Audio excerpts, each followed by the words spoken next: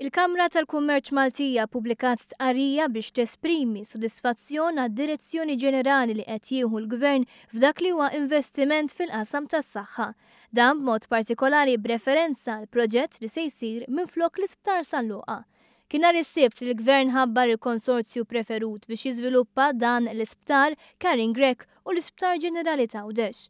Il-Kamra tal-Kummerċ qalet li tħares lejn dan il-proġett b'mod pożittiv għax jilħaq kriterji li huma meqjusin ta' priorità mill-Kamra tal-Kummerċ. Il-Kamra fissret kif l-investiment dirett barrani huwa fattur ewlieni fil-mixja ta' Malta lejn iktar tkabbir ekonomiku.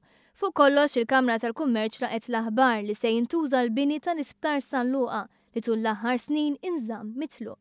Ċentrali wkoll fil-proġett tal-Gvern hemm l-Isptar ġdid f'Għawdex u dwar dan reaġixxa Michael Grek, President tal-Kamra tal-Kummerċ Awċija. Nemmnu li jista' jkun investiment li verament jista' jikkrea xogħol f'Għawdex għall-Awċin.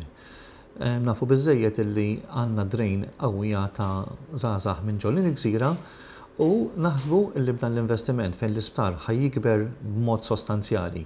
U anki issa wkoll l-operatur li ħajjieħu over l-isptar ħajkun ukoll responsabbli biex jibni anki l-iskola ta' Barts.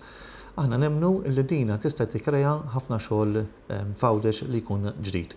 Grek sostna li benefiċċju ieħor se jkun it-turiżmu mediku, aspett li huwa ċentrali biex il-Gvern jiffinanzja l-investiment tiegħu fil-qasam tas-saħħa. Imma li aħna niddiversifikaw it-turiżmu tagħna billi nikkreaw dawn it-tip ta' niċeċ bħal dan it-turiżmu mediku li anki nisperaw li anki l-privat ikun jista' wkoll jespandi fih mhux sempliċement min-naħa tal-Gvern.